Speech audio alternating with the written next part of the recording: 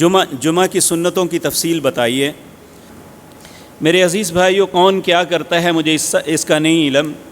نبی کریم صلی اللہ علیہ وسلم نے فرمایا، جمعے کے دن جب تم میں سے کوئی بھی مسجد میں آئے، جو اللہ نے اس کے مقدر میں لکھا ہے پڑھے، تعداد کا تعین نہیں۔ جمعے سے پہلے سنتوں کی تعداد کا تعین رسول اللہ نے نہیں فرمایا۔ اگر کوئی شخص خطبہ شروع ہونے سے پہلے آتا ہے تو وہ جو اس کے مقدر میں ہے پڑھے۔ جب جمعے کا خطبہ شروع ہو جائے تو پھر اس کے بعد نبی کریم صلی اللہ علیہ وسلم کی زندگی میں صرف ایک ایسا واقعہ ہوا، سلیق غطفانی نامی صحابی جمعے کے خطبے کے دوران آئے اور آ کے بیٹھ گئے۔ نبی کریم صلی اللہ علیہ وسلم نے ان سے سوال کیا، یا سلیق اصل رکعتین، اے سلیق کیا تو نے 2 رکعتیں پڑھی ہیں؟ تو انہوں نے کہا نہیں۔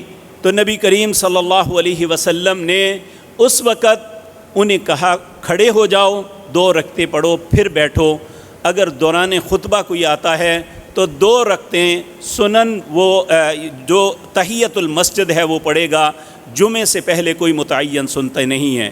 جمعے کی نماز کے بعد نبی کریم صلی اللہ علیہ وسلم نے ارشاد فرمایا، سید عائشہ کہتی ہیں کہ نبی کریم اگر مسجد میں سنتیں پڑھتے تو 2 کر کے 4 پڑھتے، اگر گھر آ کے پڑھتے تو 2 پڑھتے۔ آپ نے فرمایا، میری نماز کو اگر ظہر کی نماز کی تشبیہ نہ دے دی جائے تو میں مسجد میں بھی 2 پڑھتا۔ تو جمعے کی سنتیں بعد میں 2 یا 4 ہیں۔ یہ اللہ کے نبی صلی اللہ علیہ وسلم کا طریقہ ہے۔